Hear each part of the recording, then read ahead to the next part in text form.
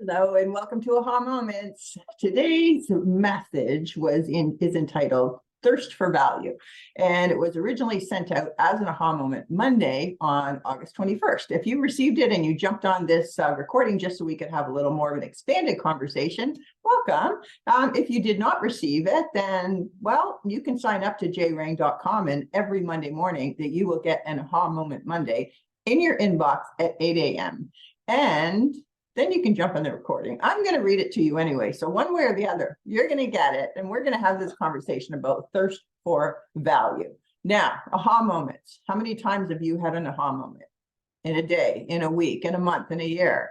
Oh my gosh. Sometimes they're just these little teeny flashes that happen, or something, or you hear something that someone says, or you see something. The other day I was going through something mentally, and I was trying to work through something that was bothering me, and I decided to take a little social media break. And as I went on Facebook, I was looking at the different posts, and it was like one after the other were speaking to me. It was just unbelievable. So I just was chuckling as I was doing. It was like a aha moment, one after the other, right? Just kind of reinforcing where I needed to head with where my thinking was. So, and sometimes those flashes are very pivotal. Sometimes they are, a door slamming, or a job change, or missing a flight, or they can be kind of big. And at the time that you might be frustrated with them or whatever, and then eventually you realize that they were there for a reason, right? And it really changes your perspective. That's what aha moments are about. That's what aha moment Mondays are about.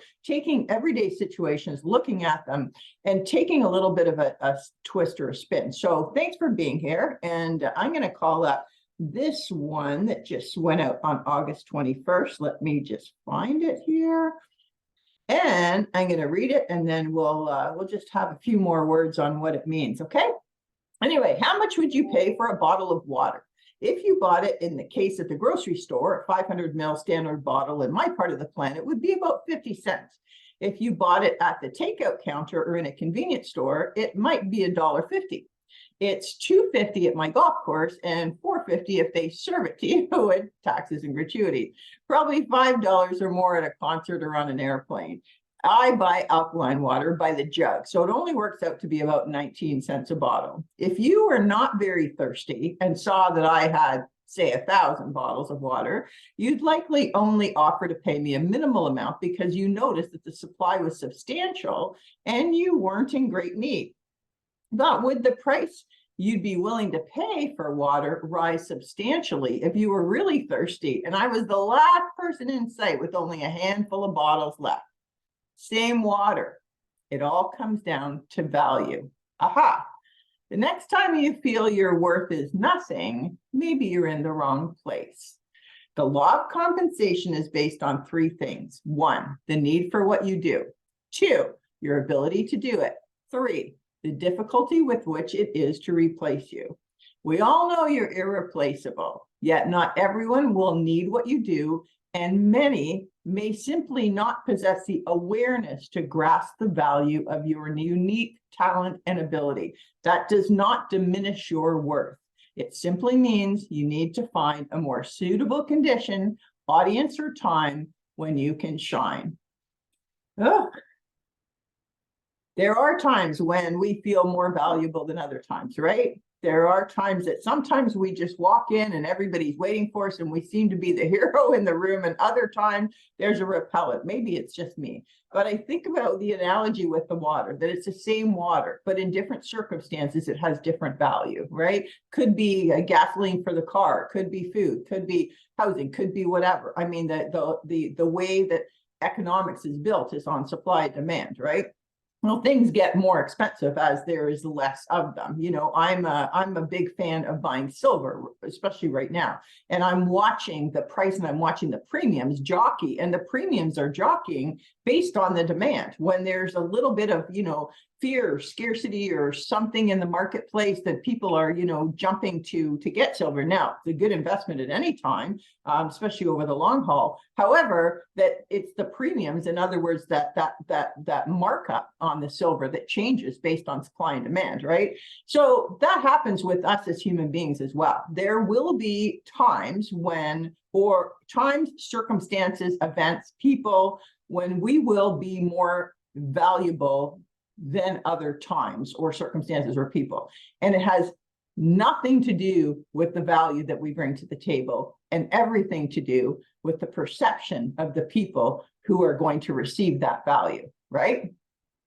We know who we are. We know what we bring to the table. And that is what the AHA is all about, is to remember that level of constant, right? Remember who you are, remember what you bring to the table. And if the people that you're speaking with or selling to or exchanging with or whatever don't see that value, then it could very well be that either they don't need it, or they don't have, maybe the timing is off, or they don't have the awareness to understand the value you bring to the table. So, you know, how many times have people, you know, they go to buy a car, or they do financial investments or whatever, and there is an expert that will come to the table and give them information. And if they don't know what questions to ask, or they don't have the awareness around what that car is, or what the portfolio possibilities are in the financial market or whatever, if somebody doesn't have the awareness or the education or the need or the timing, then they're not going to see that value. It does not mean that the value does not exist. It simply means that something else, there's another condition that's off, right?